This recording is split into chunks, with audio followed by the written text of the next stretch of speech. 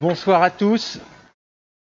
Merci d'avoir répondu présent. Alors, j'ai pas reçu de procuration. Ça veut dire que, a priori, tout le monde serait là ou des gens qui vont arriver en retard.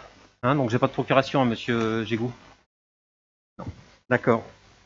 Donc, nous nous retrouvons pour le dernier conseil municipal de cette année.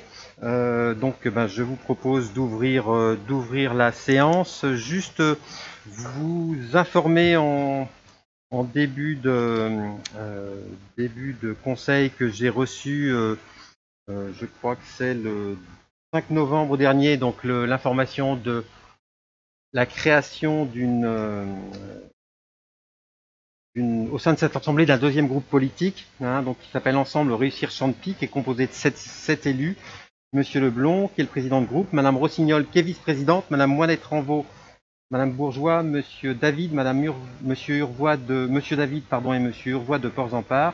Hein, donc, ce qui fait que nous avons deux groupes politiques constitués au sein de cette assemblée, hein, et puis qu'il y a un élu, Monsieur Kerbeuf, qui n'est affilié à aucun de ces groupes. Pour la suite, donc je vais désigner aussi. Pardon. Ah bah oui, je vous ai nommé tout le monde, pardon. Je vais relire. Alors j'ai peut-être oublié un nom. Monsieur Leblond, Madame Rossignol, Madame. Excusez-moi, Madame Lebrun. Excusez-moi, j'aurais dû reprendre clairement le courrier original. Oui, bien sûr. Hein, donc, mais je disais que voilà, il y a il y a deux groupes constitués au sein de cette assemblée. On va désigner un secrétaire de séance et en l'occurrence, je vous propose la candidature de Madame Gilles. Personne n'y voit d'inconvénient. Et avant de démarrer les délibérations de ce soir, je souhaite vous informer quelques points d'information. Alors déjà, vous retrouvez sur vos tables un agenda qui est la livraison annuelle de Rennes Métropole, hein, qui en distribue un à chaque élu des 43 communes de Rennes Métropole, hein, donc voilà, qui a été déposé sur table. Et vous avez pu récupérer à l'entrée donc une gourde. Donc on a pris la décision de ne plus distribuer de bouteilles d'eau avant chaque conseil, mais par contre de doter chacun des élus et des personnes et des agents aussi qui sont présents lors de ce conseil d'une gourde. Donc en sachant qu'on a essayé de faire, c'est une fabrication française. C'est des produits recyclés, donc voilà, on essaye d'être un peu performant au maximum sur le sujet. Alors ça remplace, hein, d'habitude, effectivement, à l'issue de ce conseil, comme c'est le dernier conseil de l'année, il y a un temps un peu plus convivial. Et ben cette année, bien évidemment, on ne peut pas le faire, hein, donc voilà, ça peut aussi remplacer la traditionnelle boîte de chocolat et le pot qui était partagée, hein, sur ces temps conviviaux. On verra sur un temps plus tard. Donc, vous faire aussi un point rapide aussi sur l'impact de la situation sanitaire à Champy. Vous informer en ce début de conseil que on est dans l'obligation de ne pas maintenir bien sûr les cérémonies de vœux qui devaient avoir lieu sur le courant janvier. Hein, la situation sanitaire le permet pas. Hein, donc voilà, que ce soit les cérémonies de vœux au monde associatif, aux acteurs économiques, au personnel de la mairie, hein, c'est annulé. On va sans doute essayer de trouver d'autres formes de manifester aussi nos vœux de bonne année 2021 sous un autre format.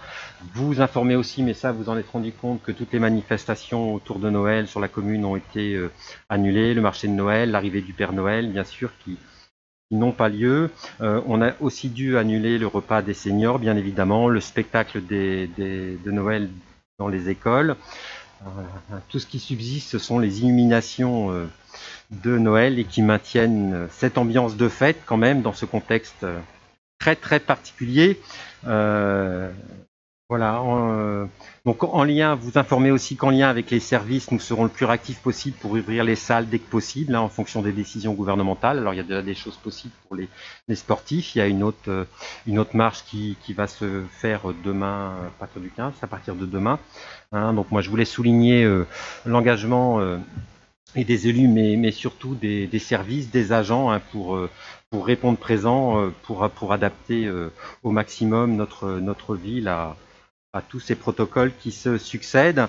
On vous informait aussi, parce que ça s'est fait après le précédent conseil municipal, qu'on a mis le kiosque à disposition des cabinets infirmiers pour réaliser des tests antigéniques, hein, qui sont ouverts l'après-midi, donc sans rendez-vous, avec des résultats sur place, hein, donc ce qui est plutôt une bonne nouvelle, donc hein, qui est toujours en action. Et on a aussi lancé un appel à candidature pour rejoindre et créer une réserve citoyenne pour être au plus proche des besoins des personnes vulnérables de la commune. Hein, donc merci, parce qu'il y a des Cantepiens qui se sont déjà manifestés, hein, pour intégrer cette réserve citoyenne, qui bien sûr a vocation à répondre aux besoins sur le temps de cette crise, mais qui voilà, aura aussi vocation sur la durée à perdurer. Ça, c'était sur la partie d'impact concernant la situation sanitaire. Alors, une autre information, hein, donc voilà, on avait été informé en conseil municipal d'installation, hein, qu'il y avait eu un recours auprès du tribunal administratif qui avait été déposé fin mai, hein, qui avait pour but d'annuler les opérations électorales du dimanche 15 mars 2020 pour l'élection des membres du conseil municipal de Champy et des conseillers communautaires délégués à la commune de Rennes Métropole. Il avait aussi pour objectif d'annuler les élections à venir du maire et des adjoints consécutives au renouvellement du conseil municipal de Champy, et de mettre à la charge de l'État une somme de 2 000 € sur le fondement de l'article L. 761-1 du Code de la justice administrative. Donc voilà, quelques précisions, hein, sur la décision qui a été rendue le 4 décembre. Le tribunal administratif, dans son article 1er, nous dit que l'intervention de M. Leblond est admise. Donc M. Leblond ne faisait pas partie à l'origine des requérants au départ, et il s'est associé en cours de procédure le 12 juin à cette protestation. Le deuxième article, c'est qu'il est donné acte du désistement de M. Kerbeuf, qui au départ était dans cette protestation, puis qui après s'en est enlevé. En article 3, et c'est à mon avis la principale information, la protestation électorale qui a été faite est rejetée. Hein, donc voilà, le recours en annulation est rejeté. Et en article 4, c'est les conclusions de M. Drelin et autres tendant à la publication officielle du jugement sont rejetées également. Hein, on souhaitait que cette décision du tribunal administratif fasse l'objet d'une parution dans la presse, mais en fait ce qu'on nous dit, c'est qu'il n'appartient pas au juge administratif d'ordonner la publication de ces jugements par voie de presse. Donc voilà, on tenait à en informer le conseil municipal ainsi que les Cantepiens qui nous suivent et les Cantepiennes qui nous suivent en ligne de cette décision du tribunal administratif, avant de refermer ce qui, à mon avis, une porte qui n'aurait jamais dû s'ouvrir. Hein. Comme nous l'avions fait remarquer, le tribunal motive sa décision, entre autres, par si certains électeurs ne sont pas allés voter en raison de craintes entourant la pandémie de Covid-19 ou d'un confinement pour certaines personnes âgées ou fragiles. Cette situation a nécessairement impacté les deux listes en présence, sans qu'il soit possible d'affirmer que les abstentionnistes auraient plutôt voté en faveur d'une liste particulière.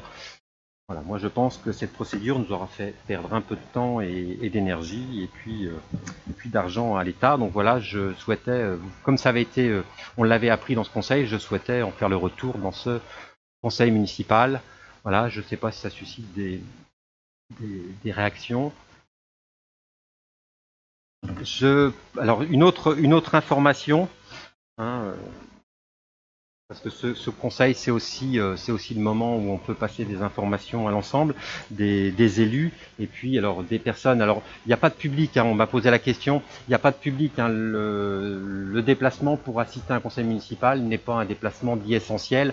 Donc voilà, on n'a pas eu à voter un huis clos, mais de fait c'est un conseil municipal sans public, mais on est en lien, voilà, on est filmé et diffusé en direct. Donc une dernière information concernant l'équipement du bocage citadin. Hein, j'étais intervenu au conseil municipal de juillet 2020 disant que on suspendait, on donnait ordre de suspension de service pour cet équipement qui était engagé sur le précédent mandat. Donc pour rappel, hein, ce projet d'équipement du bocage, c'est 8 ou 12 classes maternelles élémentaires, une halle sportive sans gradin et uniquement dédiée aux entraînements, un réfectoire et une cuisine satellite. et un centre de loisirs sans hébergement. Donc le coût estimé de cet équipement, c'était 12 millions d'euros, avec un emprunt important d'environ 10 millions d'euros. Donc l'objectif de cette décision de suspension, c'était de se donner du temps pour s'assurer du bien fondé ou non de la poursuite du projet et de son évolution, ou d'aller vers un autre projet. Donc cette décision, elle s'appuyait sur le budget de la commune, le coût de 12 millions d'euros, qui impacte fortement le budget et les capacités à faire pour d'autres investissements. Et je vais y revenir. Le constat de fermeture de classes ces dernières années qui était important, on avait perdu 170 élèves entre 2016 et 2019, donc on s'interrogeait sur le bien fondé de construire un nouveau groupe scolaire, et puis d'un constat aussi d'une hausse de la population qui était moins importante que prévu, et donc moins de recettes fiscales pour rembourser le futur emprunt, et puis pour les besoins de remplir cette école. Donc la nécessité de rencontrer, on avait aussi au début de mandat la nécessité de rencontrer l'ensemble des promoteurs, aménageurs pour faire le bilan des livraisons de logements prévues par l'ancienne, qui avait été prévues sur l'ancien mandat. Et puis on était aussi dans un contexte particulier qui était la crise sanitaire du Covid, qui de fait a retardé les études et l'élaboration du dossier pro de cet équipement. Donc à notre arrivée fin mai, on est informé que la livraison de cet équipement de toute façon ne pourrait ouvrir en 2022 comme c'était indiqué dans le cadre du projet intérieur. Effectivement, la crise a fait reculer un certain nombre de chantiers, et que on ne pouvait valider des dossiers de consultation des entreprises qu'en septembre. Donc on n'était clairement pas dans cette temporalité de décider fin mai ou début juin, après avoir été installé le 26 mai. Pour nous, c'était pas responsable de quelques jours après notre installation de dire on y va, on construit cet équipement. Et j'avais dit aussi à l'époque qu'on reviendrait vers les habitants et les instances en octobre-novembre, ce que nous faisons ce jour, et ce que nous avons fait sur différentes commissions concernées, auprès des parents d'élèves, auprès d'un certain nombre de personnes du secteur associatif, depuis que nous avons pris la décision de poursuivre la construction de cet équipement au bocage citadin. Donc pour prendre cette décision, on s'est appuyé sur la prospective scolaire. Donc on a actualisé l'étude de prospective scolaire. Donc il y avait une première prospective qui avait été réalisée en 2015 et actualisée en 2017. Alors étonnamment, on s'est rendu compte que dans celle qui avait été engagée en 2017, ça tenait pas compte de livrer des logements qui étaient prévus sur les loges-logettes. Donc fin septembre, la nouvelle prospective fait apparaître que les besoins de classes supplémentaires, donc en maternelle, les besoins ils sont sur la rentrée 2024, 2025 et 2029, et non, comme c'était indiqué dans la précédente prospective, sur la rentrée 2021, 2022 et 2024, comme c'était annoncé dans l'étude de 2017. Donc, il nous faut donc trouver des classes nouvelles pour 2025. Alors celles qui sont nécessaires pour 2025, elles pourront être absorbées dans les deux écoles existantes. Alors ça, c'était pour les maternelles. En élémentaire, les besoins sur la rentrée 2022, 2025 et 2027, et non comme c'était indiqué dans la précédente prospective. Mais on sait bien que les prospectives, c'est jamais, c'est jamais une science très exacte. Et sur la précédente prospective scolaire, c'était sur 2022, 2024 et 2025. Donc il faut donc construire pour l'élémentaire des nouvelles classes pour 2025. La nouvelle classe nécessaire pour 2022, elle pourra être absorbée dans les deux écoles existantes parce qu'on a plutôt fermé des classes ces dernières années. Et que le besoin, à terme, à 2030, il est estimé à 11 classes nouvelles complémentaires. Donc on a aussi... ce projet, pour nous, il a aussi quelques faiblesses parce qu'il y a d'autres investissements qui n'ont pas été anticipés précédemment. Donc un coût de 12 millions d'euros, on sait qu'on devra rajouter sur son mandat d'autres dépenses d'investissement, notamment la rénovation thermique qui sera nécessaire à un moment donné à l'école des Deux Ruisseaux, et puis une cuisine centrale qui soit à niveau pour répondre aux besoins de l'ensemble des nouvelles classes. À l'horizon 2026, il faudra qu'on ait des réponses complémentaires et des mises à la norme de notre offre actuelle. Donc pour nous, c'est un projet qui va rester avec quelques faiblesses, mais on va travailler collectivement pour les surmonter. Donc c'est son implantation dans un maxilo avec une forte circulation de transit et peu de marge de manœuvre du fait que le foncier alentour il est déjà confié aux aménageurs et que les voies de circulation sont faites. Pour nous, il faut qu'on travaille sur la dépose des enfants sur cet équipement qui est pas réglé. Bon, bien évidemment, on pourra pas revenir dessus sur la taille de la halle sportive qui est sans doute pas à la hauteur des besoins et des demandes des associations et notamment de l'ASC. Et puis il y aura aussi un travail à faire sur la carte scolaire et la mixité sociale. Voilà.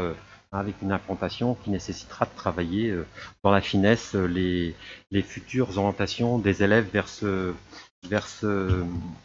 cet équipement. Donc en conclusion, l'étude de 2020, elle prévoit un besoin de 11 classes supplémentaires dans le public à l'horizon 2030. Donc partir sur un projet alternatif ne nous permettait pas de répondre aux besoins dans les temps, parce qu'il aurait fallu repartir de zéro et ça aurait été sans doute trop long. S'il est nécessaire de construire une école, donc les besoins en classes nouvelles arriveront plus tard que prévu, donc en 2025, et qui a actuellement des 3 classes disponibles au Land, des 2 et aux 2 ruisseaux. En attendant, on peut donc attendre la rentrée 2024 pour livrer l'équipement scolaire et l'accueil de loisirs sans hébergement. Et puis on va aussi travailler ce temps-là pour peut-être améliorer certains éléments sur voilà, je sais pas, la production d'eau chaude solaire, enfin, un certain nombre de choses, peut-être réorganiser ou faire un peu plus de mutualisation sur cet équipement. Donc, ce qui fait voilà, qu'on a repris contact avec l'ensemble des partenaires, mais aussi de l'architecte pour relancer ce projet. Et parallèlement, on va lancer des études pour la rénovation thermique de l'école des 2 ruisseaux et lancer une réflexion aussi sur les meilleures solutions à long terme pour la construction d'une cuisine centrale. Voilà ce que je pouvais vous dire en amont concernant cet équipement. Donc voilà, après je ne sais pas si ça suscite des interventions et sinon on passe aux délibérations. On passe à la suite. Donc, on va approuver le procès-verbal de la séance publique du conseil municipal du 28 septembre. Donc on n'est pas en avance pour vous proposer cette approbation, parce que voilà, l'enregistrement n'avait pas fonctionné, donc le travail des services avait été un peu compliqué. Donc on a pris en compte la demande d'ajout que vous aviez fait, Monsieur Leblond. Donc je ne sais pas si on a relance, enfin on va renvoyer, si ce n'est fait, on va renvoyer la modification qui, je ne sais pas, est-ce que vous souhaitez que je la rappelle? Oui, je pense qu'on l'a pas reçu en fait. On va rajouter dans le PV de 28 septembre, c'était sur la présentation du rapport annuel de Crèche Attitude. Il n'est pas indiqué que Monsieur Leblond était intervenu parce que j'avais à un moment donné annoncé qu'on passait au vote. Et vous étiez intervenu, Monsieur Leblond, pour dire qu'il s'agissait d'un rapport d'information, donc il n'y a pas de vote. Et bien évidemment, on va rajouter ça au procès verbal. Et on va, donc voilà, je ne sais pas s'il y a des oppositions, des abstentions. Donc on adopte ce procès-verbal à l'unanimité. Pareil pour le procès-verbal de la séance publique du conseil municipal du 2 novembre dernier, qui, voilà, lui, n'a pas fait l'objet de demande d'évolution, de changement. Donc je le mets au vote. Qui s'abstient? Qui s'oppose? Il est adopté à l'unanimité. Je vous remercie. Je vais maintenant laisser la parole à Madame Schumacher qui va nous présenter le rapport d'activité de Rennes Métropole de 2019. Donc en sachant voilà, que on fait le bilan d'un rapport de 2019, donc qui a un peu d'ancienneté maintenant. Merci, bonsoir. Après avoir été évoqué dans les différentes commissions, le conseil municipal est amené à prendre connaissance du rapport d'activité de Rennes Métropole pour l'année 2019. Il y a donc 12 mois, plus de 12 mois. Vous avez tous été destinataires de ce rapport d'activité détaillé. Donc, depuis cette année 2019, il y a eu un renouvellement de l'Assemblée en juillet dernier, ainsi qu'une crise sanitaire. Pour rappel, du coup, ce Ce rapport concerne les 43 communes de Rennes Métropole, ce qui représente un petit peu moins de 457 000 habitants. Donc pour l'année 2019, le compte administratif s'élevait à 854,23 millions d'euros de dépenses réelles pour toute l'année. Ce rapport d'activité est organisé en 4 thématiques, donc 4 axes, hein, une métropole entreprenante et innovante, une métropole accueillante et solidaire, une métropole éco-responsable et exemplaire, et dernier point, une métropole capitale régionale attractive et entraînante. Je vous propose ce soir de faire un focus sur quelques éléments de deux de ces axes. Donc pour le premier axe, une métropole accueillante et solidaire. Donc sur le volet culturel, on peut mettre en avant l'existence de la carte Sortir qui fêtait en 2019 ses 10 ans. Donc carte qui permet de bénéficier de tarifs préférentiels selon des critères sur des sorties culturelles, sportives ou sur des abonnements. Donc pour apporter des précisions suite aux échanges qui ont eu lieu en commission, la commune de Cesson-Sévigné n'est pas adhérente à ce dispositif et la piscine de cette même commune ne fait pas non plus partie des structures partenaires. Il n'y a donc pas de tarifs préférentiels sur cette structure pour les porteurs de la carte. Donc sur l'ensemble de la métropole, on recense 28 700 utilisateurs pour 117 000 utilisations de la carte Sortir. Et quand on revient à l'échelle de Champy, on est sur 713 utilisateurs pour 835 inscrits. Donc, ce qui ressort du bilan pour la ville de Champy, c'est que la moitié des utilisateurs sont les familles monoparentales et que les utilisateurs sont âgés de moins de 18 ans, donc 342 enfants et jeunes, et autrement entre 25 et 64 ans pour 286 personnes. Donc, nouveauté de l'année 2019, la carte Sortir est désormais intégrée à la carte Corrigo Service. Et donc la carte Sortir peut désormais être accessible pour les étudiants boursiers et les étudiants étrangers. Donc sur le champ de la solidarité, la métropole met aussi l'accent sur le logement par le biais du programme local de l'habitat contractualisé avec les communes, qui a été prolongé jusqu'en 2022. Donc sur la construction par an de 1100 logements sociaux et 2 millions d'euros consacrés à la réhabilitation du parc public.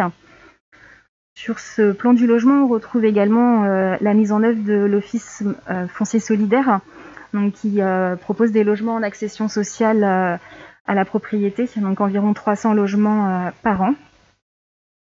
Donc j'ai siégé cet après-midi au premier conseil d'administration de cette instance.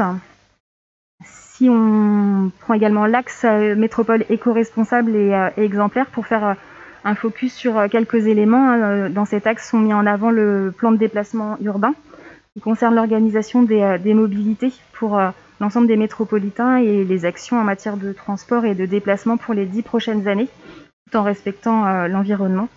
Donc le but est de prévoir les évolutions au niveau des transports et les besoins de la population. Du coup, c'est par exemple la poursuite de la construction de la ligne B du métro avec des stations qui ont été aménagées et même visitées en mai 2019. Et dernier point sur cet axe, le volet de la transition énergétique et écologique qui a été acté par l'adoption en avril 2019 du plan climat air-énergie territorial, donc avec la perspective de réduire par 2 les émissions de gaz à effet de serre à horizon 2030. Donc on parle ici par exemple des questions de réhabilitation et de rénovation énergétique via le dispositif Éco-Travaux qui accompagne les projets des copropriétés et des propriétaires de maisons individuelles. Voilà, ce sont quelques focus sur le rapport qui est assez complet et qui vous a été remis. Les conseillers sont invités à prendre acte de ce rapport d'activité de Rennes Métropole de l'année 2019 et qui a été distribué du coup à chacun d'entre vous. Merci beaucoup pour cette présentation succincte mais intéressante, en sachant que vous avez eu le document dans son entier, et je pense qu'on vous a aussi adressé dans le compte-rendu une synthèse de la présentation qui a dû être faite en commission. Je ne sais pas si ça suscite des commentaires, des interventions. Je vous propose qu'on prenne, on n'a pas voté, on prend acte de ce rapport.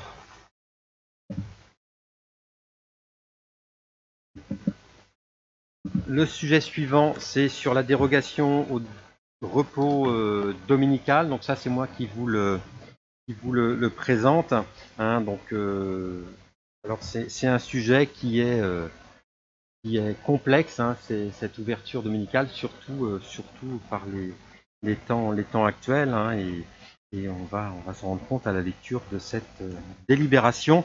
Vu l'article 250 de la loi 2015-990 du 6 août 2015 relative à la croissance, l'activité et l'égalité des chances économiques, alors je vais vous épargner toutes les lectures du code du travail afférent. Hein, considérant que le maire il peut autoriser 12 dérogations au repos dominical, c'était 5 précédemment. Hein, on voit que les choses évoluent sur le sujet.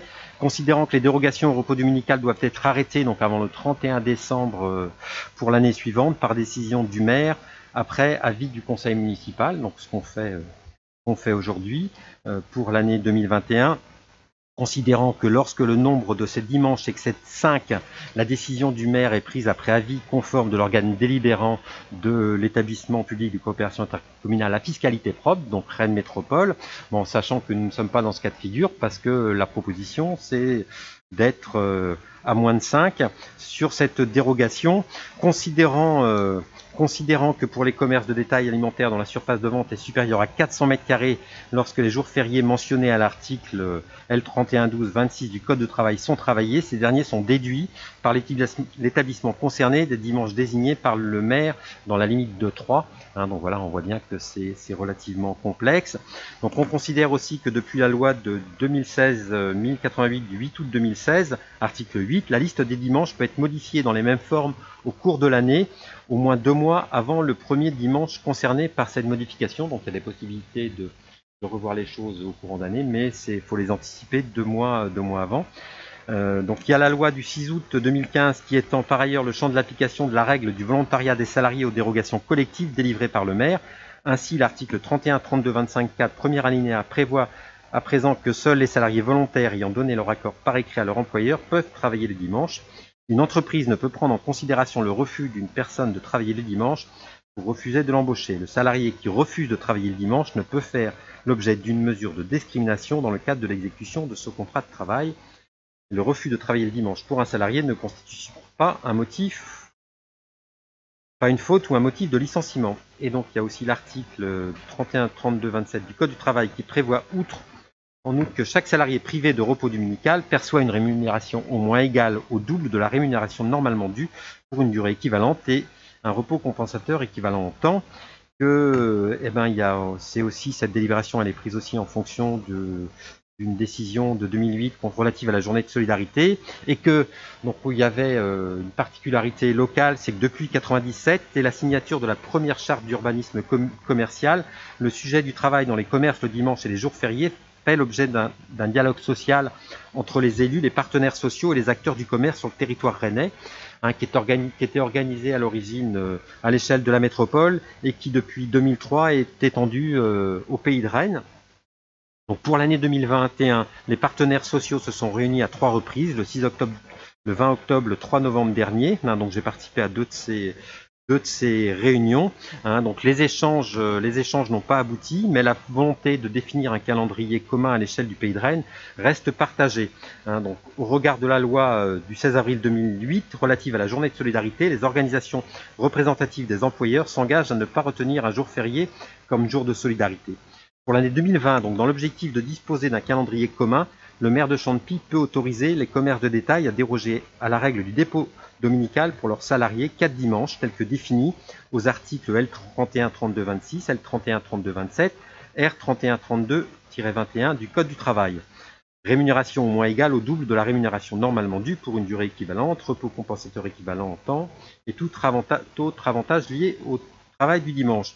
Donc les dates retenues qui ont un peu évolué par rapport à, je crois, à ce qui a été présenté en commission, hein, parce qu'il y a eu une décision au niveau de l'État de reculer la date du premier des soldes en janvier, hein, et que le choix du dimanche fait par l'ensemble des partenaires et notamment des commerçants, c'est d'avoir un dimanche ouvert le premier jour, enfin en début de solde. Donc là, les dates retenues sont le premier dimanche des soldes. Hein, donc un arrêté ministériel devant entériner l'annonce du ministère de l'économie et des finances du 4 décembre de reporter le début des soldes d'hiver du 6 au 20 janvier. Donc c'est aussi le dimanche 5. Donc après, ce sont les 3 dimanches avant Noël, le dimanche 5 décembre, 12 décembre et 19 décembre 2021. En sachant que je pense voilà, que par rapport à l'accord local qui valait avant et pour lequel moi je suis extrêmement déçu qu'il n'ait pas pu être conduit, enfin qu'un avenant n'ait pas pu être conduit sur la même configuration à trois dimanches et 3 fériés. Hein, c'est que voilà, il y a certains partenaires se sont opposés et puis c'est voilà, hein, on est sur notre accord local, il tient parce que l'ensemble des partenaires ont envie qu'il tienne, mais légalement il a ses faiblesses. Hein, donc voilà, et l'idée c'est bien de retrouver un accord local l'année prochaine, en sachant que ce 4e dimanche il est aussi lié à la crise qu'ont traversé les commerces et commerçants ces derniers mois avec la crise sanitaire. Donc pour poursuivre conformément aux articles L31 32 26, L31 32 27, L31 32 21, R20 31 32-21 du Code du travail, les vendeurs salariés de l'automobile sont autorisés à déroger à la règle du repos dominical au maximum 5 dimanches. Donc c'est pareil, hein, il y a une volonté que ce soit sur l'ensemble du territoire pareil. Donc là, les dimanches choisis, c'est les 17 janvier 2021, 14 mars 2021, 13 juin 2021, 19 septembre 2021 et 17 octobre 2021. Donc voilà, c'est la présentation. Donc il est proposé au conseil municipal de donner un avis favorable sur ma proposition d'autoriser les ouvertures exceptionnelles suivantes au titre de l'année 2021. Alors pour les salariés des commerces de détail, à l'exclusion des concessions automobiles et des autres commerces faisant l'objet d'une réglementation particulière, les dimanches suivants, donc le premier dimanche des soldes, hein, avec l'arrêté ministériel qui est en attente pour prendre en compte le report des soldes du 6 au 20 janvier, le dimanche 5 décembre 2021, le dimanche 12 décembre 2021, le dimanche 19 décembre 2021, et pour les salariés des concessions automobiles, les dimanches suivants, le 17 janvier 2021, 14 mars 2021, 13 juin 2021, 19 septembre 2021 et 17 octobre 2021. Préciser que les dates seront définies par un arrêté du maire après consultation des organisations d'employeurs et de salariés concernés pour le commerce de détail. Hein, et il s'agit aussi de m'autoriser à signer tout document afférent à ce dossier. Voilà pour cette présentation. Alors en sachant qu'il a été aussi, vous avez aussi eu communication hein, d'une fiche annexe concernant cet accord local qui a été distribué avec le compte-rendu des commissions et qui est très éclairant sur la complexité du sujet, de la loi sur le sujet. Donc voilà, je ne sais pas si il y a des interventions qui sont sollicitées sur ce sujet. Non, donc je vous propose de passer au vote sur cette décision en espérant que l'année prochaine on repassera au conseil municipal pour décider soit d'un nouvel accord local, hein, en sachant que je ne l'ai pas dit, mais sur les dimanches, hein, bien sûr, il n'y a pas d'accord local, mais la même délibération va passer dans les conseils municipaux, au moins de toutes les communes concernées par le sujet, que sont qui sont impactés par ce commerce, hein, la ville de Rennes, Saint-Grégoire, Tesson, Bru, Saint-Jacques, enfin qui ont aussi des zones d'activité commerciale. Qui s'oppose à cette délibération? Qui s'abstient? Unanimité, je vous remercie.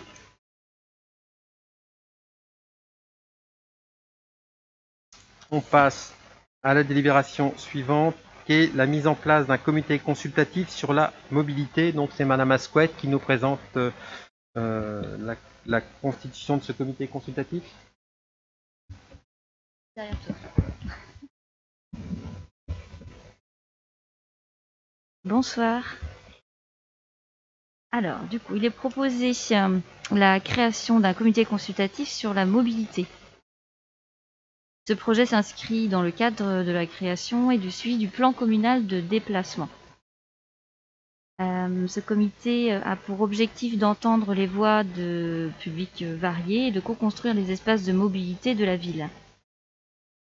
Il attachera de l'importance à sa représentativité en termes de moyens de déplacement des membres, des catégories socio-professionnelles, de la situation familiale, Voilà, le nombre de personnes dans le foyer, l'âge de la personne qui se présente, son lieu d'habitation, de travail, pour voir les transits intercommunales ou entre communes, quoi. Et puis, voilà, sont évoquées aussi des particularités sur des habitudes de pratique, hein, comme voilà, se promener, faire du sport à l'extérieur, et qui peuvent influencer certaines décisions. La composition de ce comité est envisagée de la manière suivante, avec le président du comité qu'on propose comme étant l'adjoint aux mobilités, donc Monsieur Gauthier Desruettes, 3 élus de la majorité et 1 élu de la minorité, un représentant des services municipaux, 10 usagers cantopiens ou professionnels à Champy, 2 représentants d'associations d'usagers de la route et des espaces, et la possibilité d'inviter des personnes ressources du type voilà, techniciens de Rennes Métropole, les représentants de la STAR qui auront un rôle dans la détermination de certains axes ou de certaines pratiques.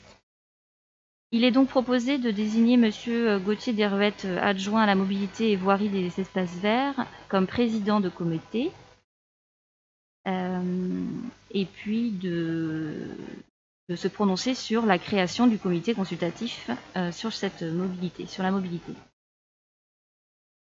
Il est proposé au conseil municipal de se prononcer sur la création du comité consultatif sur la mobilité, de désigner Monsieur Gauthier Desruettes comme président de ce comité, de dire que le bureau municipal arrêtera ensuite les candidatures proposées ou retenues.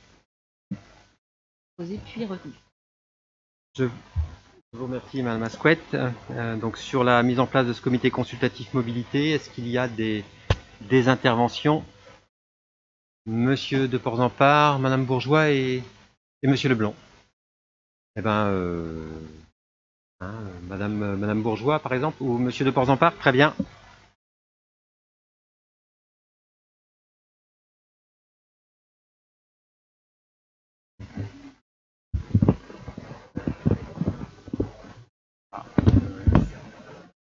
Voilà, je n'ai que l'embarras du choix. Je vais prendre celui qui est allumé. Oui, donc je disais que, en lisant votre plan de déplacement, nous avons pris connaissance du nom du groupe d'élus que vous aviez désigné pour être acteur dans ce comité consultatif et pour co-construire ce plan avec une quinzaine d'habitants. Suite à mon intervention en commission, je note avec satisfaction que vous avez retenu ma proposition d'intégrer au moins un élu de l'opposition dans ce groupe, tout en regrettant que vous ne l'ayez pas envisagé préalablement. Merci. Si. Alors après, Joie. C'est bon, j'ai un micro, Yvan, merci. Écoutez, moi je ne vais pas rajouter grand-chose, simplement je profite que le sujet soit à nouveau évoqué, comme je n'étais pas présente au précédent conseil municipal, pour rappeler que j'avais également formulé la même demande en ce qui concerne le comité consultatif parentalité. Donc je l'avais évoqué en commission démocratie participative, et Madame Rossignol avait pris la parole pour exprimer également au conseil municipal du mois dernier. Voilà, on n'a pas été entendu de la même façon et je le regrette bien. Je tenais à l'exprimer. Merci. Merci, Monsieur Leblanc. Est-ce que vous m'entendez? Oui. J'ai plus une question. En fait, j'avais pas prévu. Je suis désolé pour la retranscription, c'est plus compliqué, mais bon. C'est qu'en fait, on délibère ce soir pour créer le comité consultatif. Et en fait, ça fait déjà plusieurs jours que sur le site de la commune, les uns et les autres peuvent candidater. Donc, je voulais savoir finalement quelle est la portée de cette délibération. Est-ce que c'est pas finalement plus une information qu'une délibération qui valide la création effective de ce comité? Alors je vais peut-être commencer à répondre, mais si les uns et les autres vont répondre. Donc oui, Monsieur de Porzampar, effectivement, hein, on est attentif à ce qui se dit, dans les commissions, et l'apport de tous est tous les élus est important, hein, et je vous remercie de le souligner. Donc, Madame Bourgeois, pour votre intervention sur la parentalité, donc je pense, de mémoire, ça a été échangé lors du précédent conseil municipal, hein, et puis ça avait été expliqué les raisons pour lesquelles voilà, il y avait un seul élu qui était dans ce comité, dans cet autre comité consultatif. Hein, donc voilà, donc on va pas revenir dessus. Enfin, sauf si Mme Bourrin veut redire un peu la même chose, mais je pense que voilà, on va tous se référer au compte rendu du dernier conseil municipal. Et puis, pour votre question, Monsieur Leblond, oui, alors c'est vrai qu'on y a des problématiques de calendrier. Donc la Chanterelle est sortie avant ce conseil municipal. C'est toujours très compliqué. C'est toujours très compliqué. Voilà, on souhaitait pas attendre janvier pour lancer ce comité consultatif. Hein, donc non, j'en suis le premier désolé.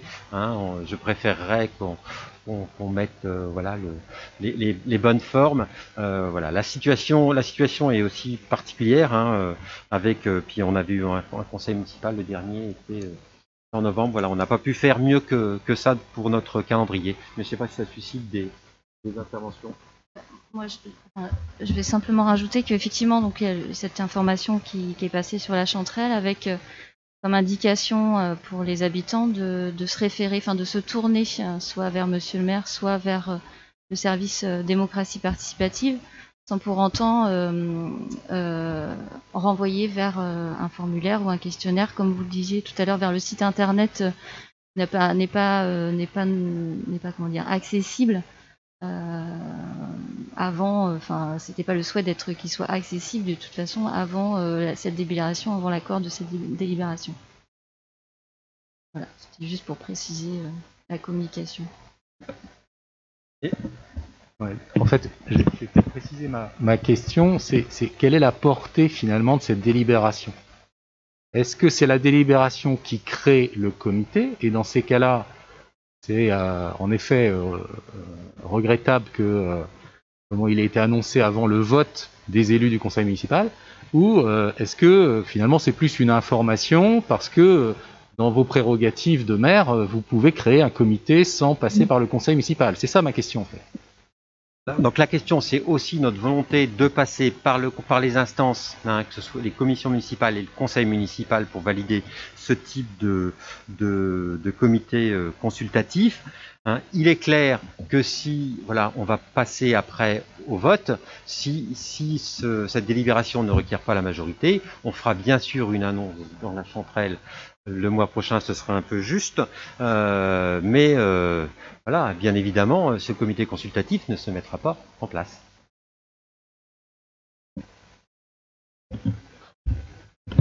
Oui, je rajoute que dans le règlement, on a voté sur les comités consultatifs. Il n'est pas possible uniquement que le maire décide de créer ces comités consultatifs. Donc de toute façon, on passe par le conseil municipal.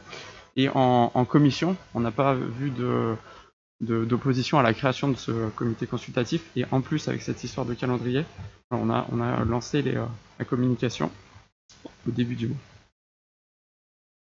Je vous propose de passer au vote. Donc on se prononce sur la création, donc il est proposé au conseil municipal, hein, je répète, voilà, de se prononcer sur la création du comité consultatif sur la mobilité, de désigner Monsieur Deruet, adjoint aux mobilités, comme président de ce comité, et dire que le bureau municipal arrêtera ensuite les candidatures retenues. Qui s'abstient? Qui s'oppose? Donc ça, l'unanimité, je vous remercie.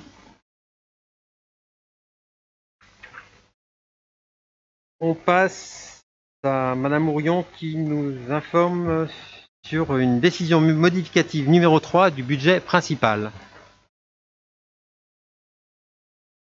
Bonsoir.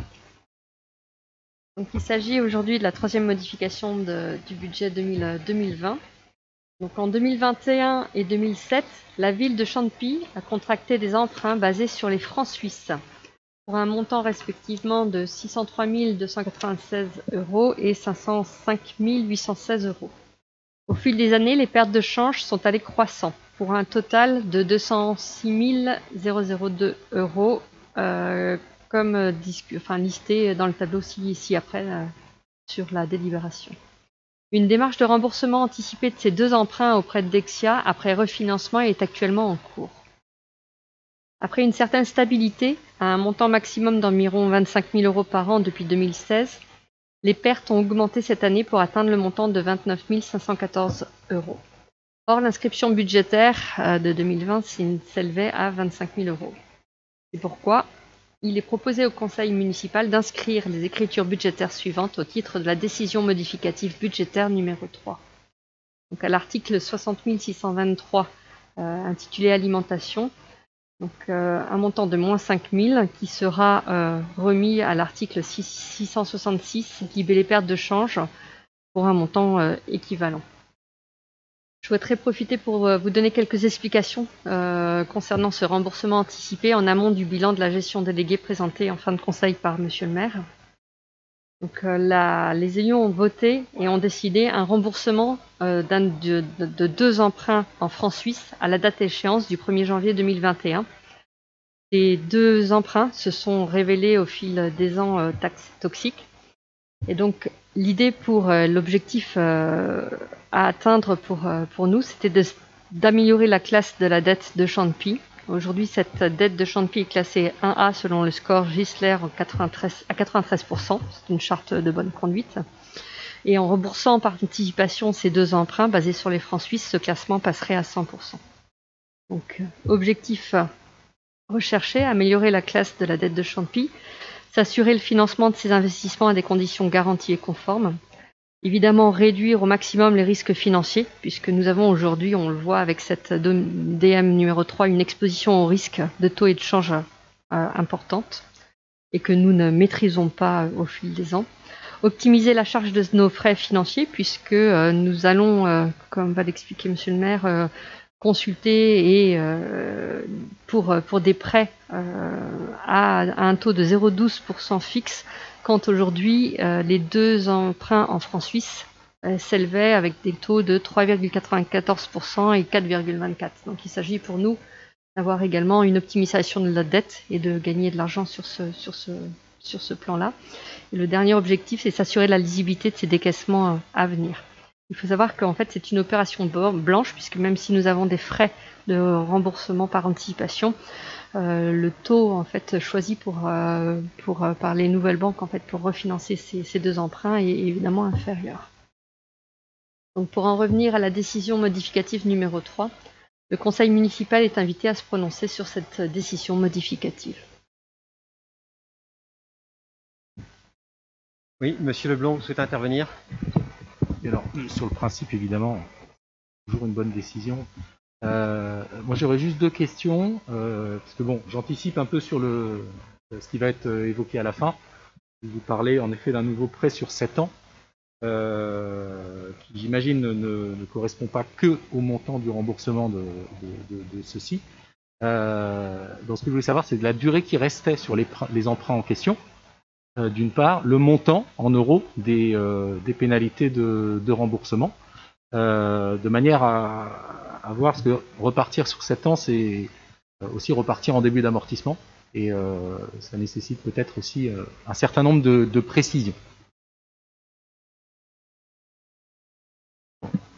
Donc, je ne saurais pas vous dire comme ça à l'avance l'échéancier, il faudrait que je vous le montre, puisque vous le décrire au micro, c'est un petit peu compliqué. Les montants de pénalités par anticipation sont de mémoire à peu près de 74 000. Je vous préciserai ça en commission finance la prochaine fois. Et donc du coup, avec un taux de 0,12%, comme je le disais précédemment, même sur 7 ans, nous sommes en opération blanche. Donc ça ne coûte pas plus cher, voire même on est même gagnant sur cette histoire.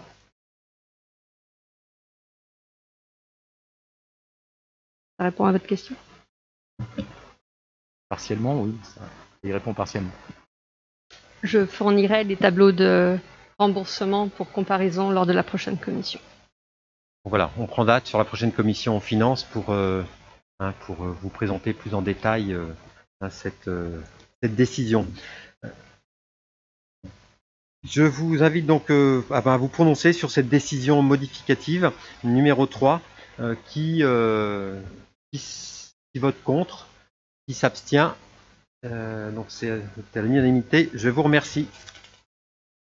Madame Ourion, vous poursuivez sur la politique tarifaire pour 2021. Donc, le conseil municipal doit adopter les tarifs au titre de l'année 2021, révision qui prendra effet au 1er janvier 2021. Cette proposition de révision a été examinée dans les différentes commissions ad hoc avant de passer en commission finances, ressources humaines et économie locale. Elle est récapitulée dans le tableau qui vous a été joint à cette délibération. Dans le contexte de la crise sanitaire actuelle, il nous a paru opportun de maintenir la grille tarifaire à un niveau identique à 2020, raison pour laquelle la plupart des tarifs listés présentent une augmentation de 0% comparée à 2020.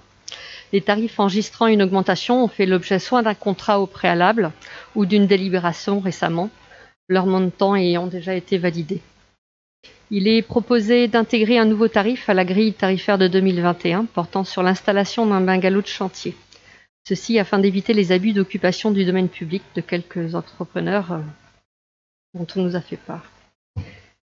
Donc, le conseil municipal est invité à adopter cette proposition de grille tarifaire pour l'année 2021. Y a-t-il des interventions sur la politique tarifaire pour 2021? Je vous propose de passer au vote. Donc, est-ce que vous êtes d'accord pour... alors, qui s'oppose à l'adoption de cette grille tarifaire? Qui s'abstient? Donc, c'est l'unanimité. Je vous remercie. On passe ensuite à la redevance pour les taxis et projet d'exonération. En raison de la crise sanitaire et liée aux difficultés économiques rencontrées par les artisans taxis en 2020, il est proposé aux membres du conseil municipal l'exonération totale de la redevance sur l'année 2020, soit 285 € par taxi, et rembourser les 3 professionnels ayant acquitté cette taxe au préalable, soit une somme totale de 855 €. Donc, et d'autoriser Monsieur le maire ou son représentant à signer tout document afférent à ce dossier. Les 3 professionnels dont on parle sont bien des 3 professionnels, 3 taxis Cantepia. Si, y a-t-il des interventions? À défaut, je vous propose de passer au vote. Donc, qui s'oppose à cette proposition? Qui s'abstient? C'est adopté à l'unanimité. Je vous remercie. On continue sur les effets de la crise sanitaire avec l'exonération des loyers commerciaux liés à cette crise sanitaire. Donc, pour rappel, la ville de Chantepie perçoit des loyers commerciaux qui sont récapitulés dans le tableau ci-dessous et qui concernent 5 professionnels.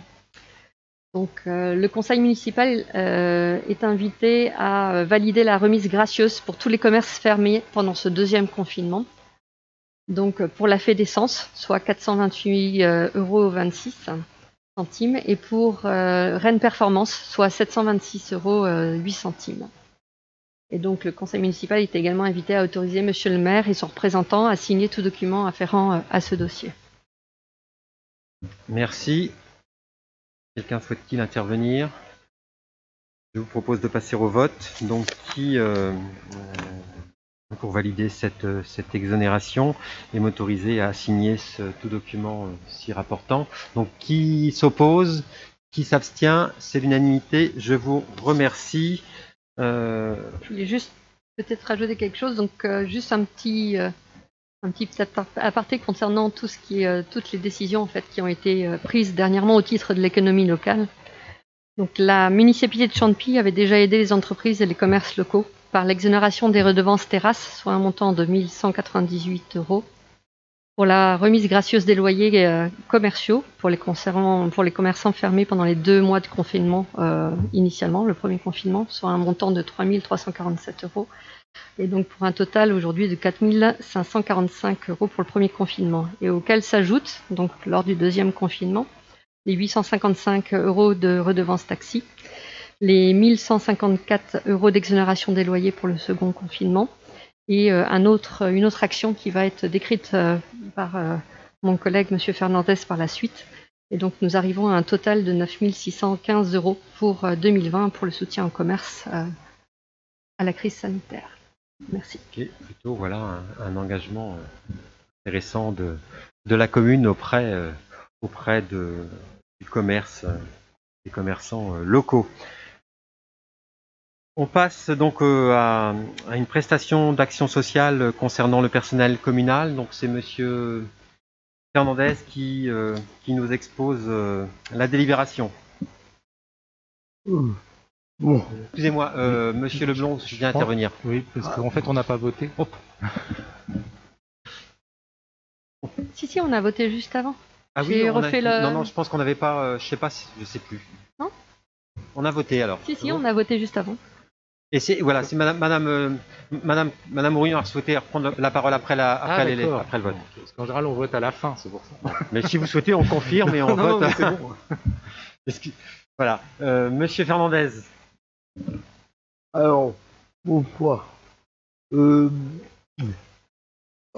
va encore évoquer les conséquences de cette année un peu particulière. Comme vous savez, il y a ce qu'on appelle les vœux du personnel avec un moment convivial qui se traduit souvent par un repas.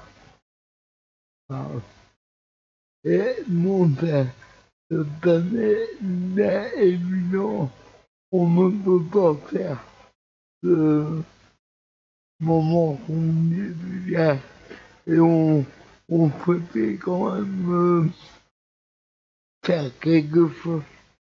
Donc on va réunir un petit groupe de travail avec des élus, moi et ma collègue, des responsables sociaux, même des responsables de la communication. Et on est arrivé à une proposition qu'on va vous soumettre. Il est donc proposé de faire bénéficier le personnel de ces cadeaux à utiliser les commerçants de petits cadeaux de son but et uniquement à son but pour le montant qui aurait dû avoir à cet élément, soit au maximum 3 200 €. Les 5 cadeaux seront numérotés par avant. Il pourra utiliser son texte dans le commerce quand peut faire de son choix selon la liste communiquée. Alors, qui peut en bénéficier?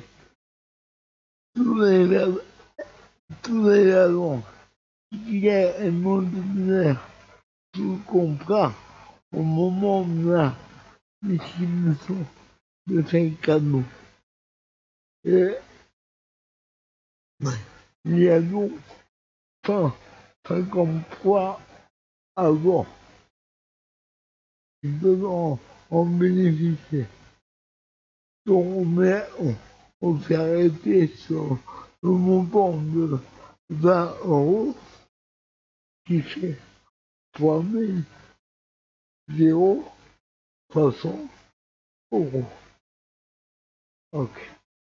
Donc il est donc proposé au conseil municipal de valider le principe d'offrir à PIN et des solaires un tel cadeau de 20 € auparavant à la place de l'organisation des Jeux en janvier 2021.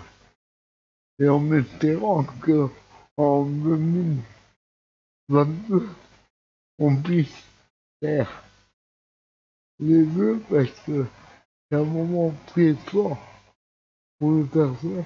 Et d'autant plus cette année où le personnel a été particulièrement félicité. Veuillez proposer d'autoriser notre maire à signer tout le document afférent à ce dossier. Merci Monsieur Fernandez. Est-ce qu'il y a des interventions sur le sujet? Monsieur Leblond. D'abord, je pense que M. Fernandez a raison. Les vœux, c'est un moment qui était particulièrement apprécié des agents. Et si la situation ne permet pas de les organiser, on ne pourra pas le mettre au débit de quiconque.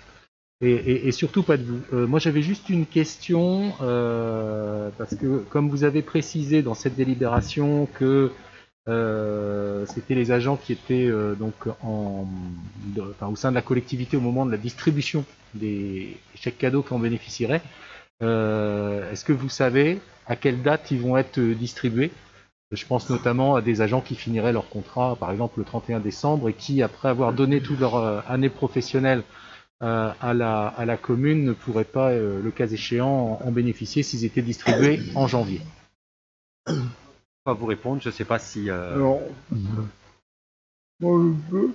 D'accord, ben, je vous réponds alors. En fait, la liste qui a été prise comme référence est la liste de début décembre, pour répondre à votre question, et les chèques seront distribués le 4 janvier. Monsieur David.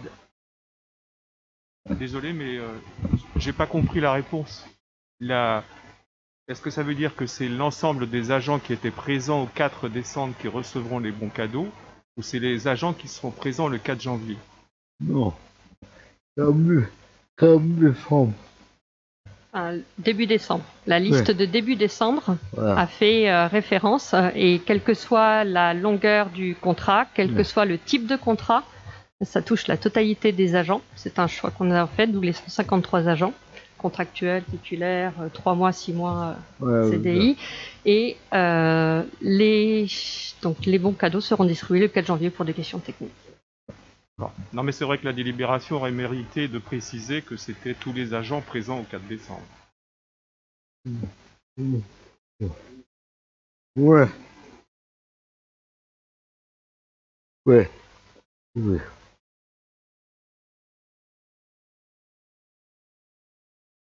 Je vous propose, voilà, donc ça nous permet quand même, hein, donc voilà, c'est une non-dépense qu'on réinvestit auprès des agents et qui en plus va bénéficier au commerce local. Hein, donc effectivement, comme vous l'avez souligné, c'est plutôt dans l'intérêt de tous, hein, et les agents et les commerçants. Donc je vous propose de valider cette délibération. Qui s'abstient, qui s'oppose? Donc c'est l'unanimité, je vous remercie.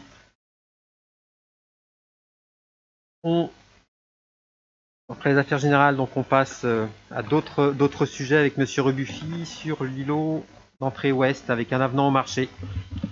Oui, bonsoir. Donc pour ce soir, nous avons deux avenants. Le premier avenant au marché numéro 2018-004 pour la mission de maîtrise d'œuvre des aménagements et équipements publics sur l'entrée de ville devant et autour du projet Convergence. Donc chacun aura pu regarder en détail la délibération. Pour préciser juste que c'est un marché conclu en 2018 pour un montant de 60 222 € hors taxe, avec un groupement qui concerne l'agence DBW, AMCO et Amar Paysage. Il s'agit en fait d'acter aujourd'hui une demande de rémunération supplémentaire pour 3 raisons. La première, ce sont des modifications du programme de construction à hauteur de 4 000 € hors taxe. Une deuxième, c'est dû à la prolongation de la durée de la mission en lien avec la crise sanitaire. Et donc là, on a 7 883 € hors taxe.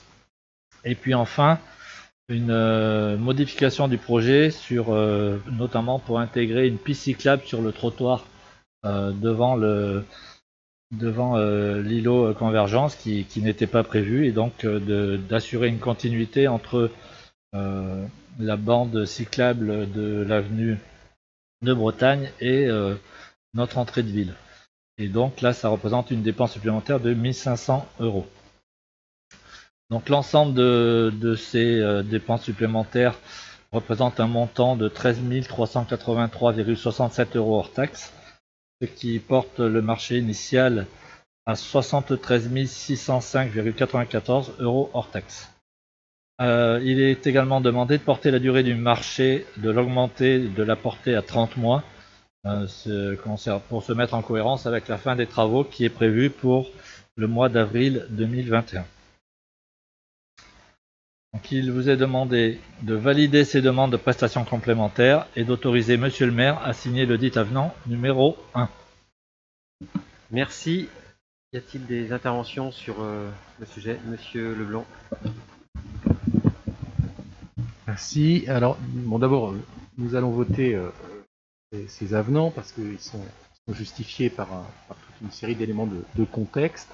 Je voudrais profiter de ce sujet pour concernant justement un point qui est évoqué dans la délibération, qui concerne la modification de la partie sud de l'îlot, qui de toute façon, et on ne pourra qu'en convenir, aurait été nécessaire, tenant compte notamment du travail engagé depuis la fin de l'année 2019 pour définir un schéma qui soit à même de répondre à la fois aux attentes des bus, des cyclistes et des automobilistes.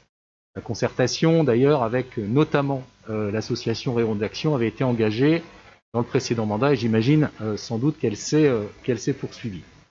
Alors aujourd'hui, même si l'aménagement n'est pas encore finalisé, nous nous inquiétons de la configuration actuelle des fils bus et automobiles en direction de Rennes. Chacun a pu faire le constat que la dimension de la filbus ne permet pas d'éviter le chevauchement ou l'occupation de la désormais unique file automobile en direction de Rennes, pour quand notamment un bus articulé est arrêté au feu. Donc il en ressort des remontées de fil que le déconfinement proche ne fera qu'amplifier entre le feu de sortie de Champy et le rond-point Bretagne, Loge, Bonin. Alors un schéma nous avait été proposé par nos maîtres d'œuvre qui permettait, en reconfigurant certes l'îlot central, d'élargir la filbus tout en facilitant le stockage des véhicules sur 2 fils pour ceux qui se dirigent en tout cas vers Rennes. Donc du coup, moi j'ai juste une question, c'est de savoir si la configuration actuelle est une expérimentation dont le bilan permettra, le cas échéant, d'aller plus loin dans l'aménagement, ou si c'est un aménagement qui est définitif. Monsieur Rebuffi ou Monsieur Dorvet? Oui, mais je peux donner d'abord quelques éléments de réponse. Alors, par rapport à vos inquiétudes, l'organisation du carrefour a été revue avec les services de Rennes Métropole. Et dorénavant, alors je ne vais pas rentrer trop dans la technique, mais on pourra le faire en commission si vous le souhaitez. On passe en 3 phases qui devraient du coup faciliter la circulation sur ce carrefour.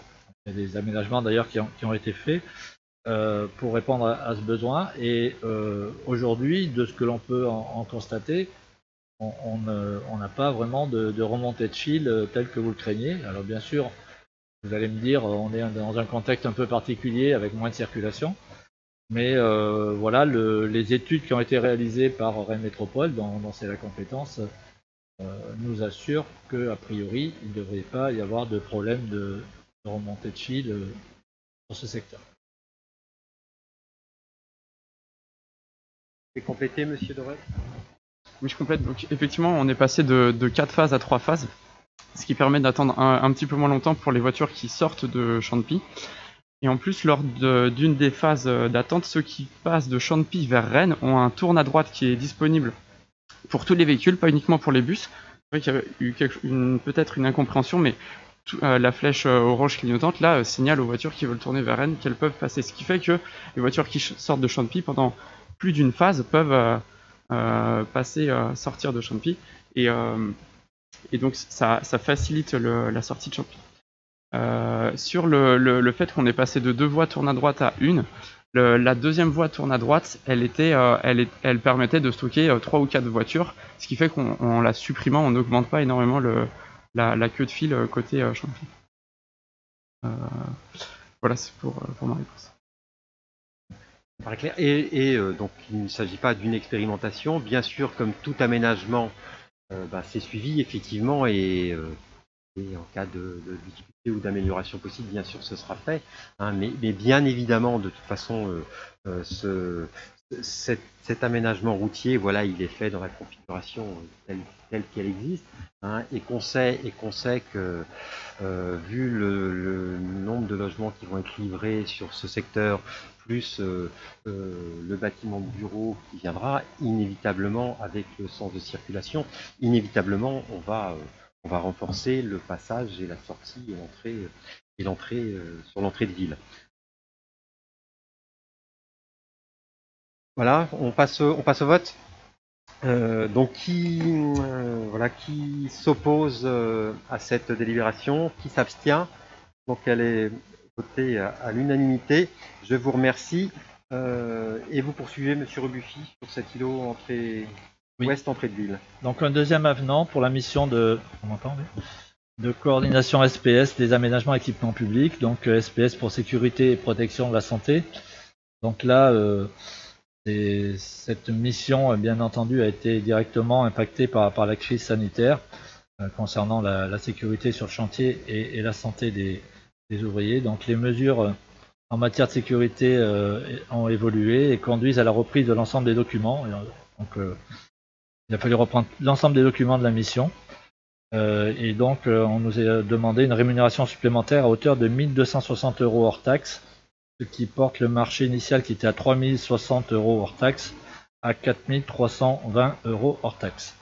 Et comme pour l'avenant précédent, la durée du marché va être prolongée et portée à 26 mois. Il vous est demandé de valider les demandes de prestations complémentaires et d'autoriser Monsieur le maire à signer le dit avenant. Merci. Y a-t-il des interventions? Donc, je propose de passer au vote. Donc qui approuve cette reconduction, qui approuve cette délibération?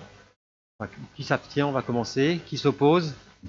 Ça veut dire que tout le monde y est favorable. Je vous remercie. On change de sujet et on passe au domaine culturel et à la convention de partenariat d'un week-end à la rue 2021 qui va, j'espère, voir le jour dans printemps prochain. Monsieur Monterieux. Bonsoir. Après 2 éditions réussies, l'événement intercommunal Un week-end à la rue a été annulé en 2020 en raison de la crise sanitaire. Il sera organisé en partenariat avec les communes de Vernes-sur-Seiche, Cornu, Nouvoitou et Saint-Armel du 21 au 24 mai 2021 en vue de proposer à leurs habitants 5 temps forts autour des arts de rue, éventuellement accompagnés d'actions culturelles et visant à faciliter l'accès à la culture au plus grand nombre. Ces objectifs opérationnels sont maintenus, utiliser le territoire comme un territoire commun à nos 5 entités, faire circuler les publics sur les 5 communes, s'adresser à la diversité de nos 5 territoires, mettre en avant les pratiques artistiques professionnelles et mettre en avant la pratique artistique et culturelle à travers la valorisation du conservatoire de musique de danse du Suect.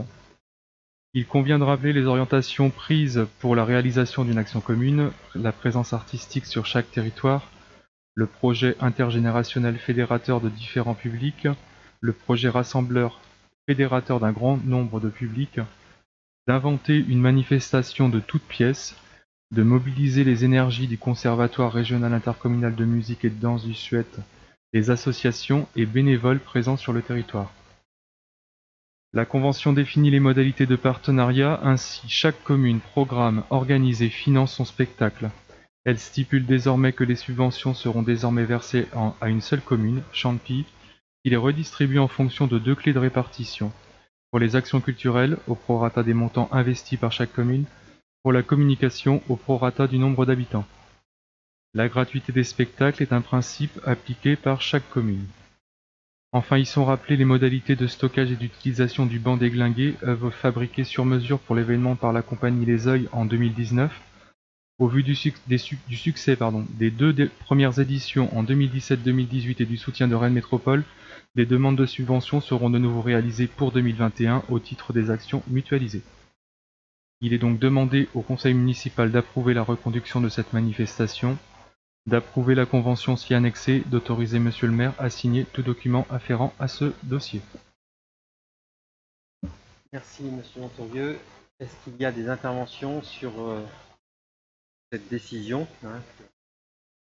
délibération? Non, donc je vous propose de participer au vote. Donc qui s'abstient sur cette délibération? Qui s'oppose? Donc unanimité, je vous remercie. On passe à la dernière délibération sur avec Animaf, monsieur Montorieux.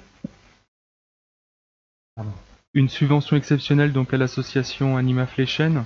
Donc l'association créée en 2010 a pour objet d'augmenter les possibilités de loisirs de la résidence Les Chênes, de susciter de nouvelles formes d'animation et de favoriser les contacts avec l'extérieur. Son activité se déroule essentiellement au sein du pôle gériatrique rennais et touche un public de personnes âgées.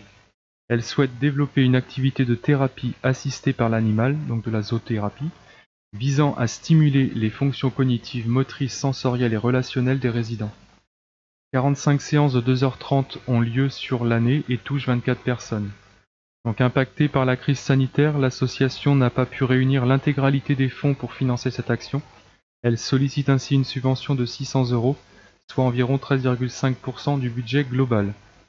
Le conseil municipal est donc invité à voter le montant de subvention exceptionnelle de 600 € au profit de l'association Animaf Les Chênes afin qu'elle puisse réaliser son action auprès des résidents du PGR. D'autoriser monsieur le maire à signer tout document afférent à ce dossier. Merci. Merci monsieur Montorieux. Il y a des interventions sur cette subvention exceptionnelle. On passe au vote. Donc qui s'abstient, qui s'oppose? C'est à l'unanimité. Je vous remercie. Donc c'est la dernière délibération. Vous avez devant vous le bilan de la gestion déléguée. Donc vous avez toutes les DIA donc juste vous informer qu'on a décidé d'exercer le droit de préemption là sur un bien, un foncier qui est situé au 60 avenue André Bonin à Champy. Donc au prix principal de 200 000 €. Voilà, je ne sais pas si ça suscite des... Et oui, c'est une 514 mètres carrés le foncier. Donc voilà, je ne sais pas s'il y a des questions sur ces bilans de gestion déléguée. Monsieur Kerbeuf. Oui, vous annoncez la préemption. Quel est l'objectif et quel objet de cette mesure? Je vous laisse répondre.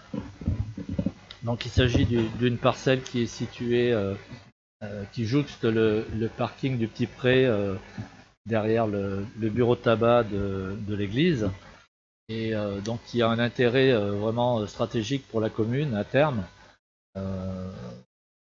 par rapport à soit l'augmentation de la superficie d'un parking, soit une urbanisation future. Bon, pour l'instant il n'y a pas de projet très clair sur la question, mais voilà, elle a un intérêt bien compris concernant également aussi les parcelles jouxtantes qui appartiennent déjà à la commune. Alors c'est vrai qu'on ne peut pas projeter ici pour vous dire voilà, pour vous dire à quel endroit, mais sans doute qu'en commission ça pourra être fait à la prochaine commission. S'il n'y a pas d'autres questions, il me reste à clore ce conseil municipal. Donc vous dire, voilà, comme je le disais tout à l'heure, d'habitude sur ce dernier conseil municipal, il était de tradition de se retrouver autour d'un pot. Ce n'est tout simplement pas possible. Donc, moi, je souhaitais vous remercier tous très chaleureusement de votre investissement depuis le début de ce mandat. Alors, tous les débuts de mandat sont sans doute uniques et particuliers. Celui-ci, il est très particulier. Alors moi, je souhaitais aussi, à l'occasion de ce dernier conseil, remercier les services et les agents et de leur implication dans la vie de votre ville. Donc voilà, on va. Et puis je vous souhaite de passer de bonnes fêtes de fin d'année avec vos proches et vos familles. Alors, compte tenu de la situation sanitaire, j'imagine qu'en janvier, donc le prochain conseil municipal, c'est le 29 janvier à 19 h. Donc voilà, on verra bien à quel endroit on pourra se retrouver, si c'est à nouveau dans cette salle. Je doute qu'on puisse retrouver notre salle du conseil municipal encore le mois prochain. Enfin bon, on verra. Et bien évidemment, on ne se retrouvera pas en tout début d'année pour nos traditionnelles cérémonies de vœux. J'en suis le premier désolé. Donc, je vous souhaite à tous un joyeux Noël et de belles fêtes de fin d'année. Je vous remercie.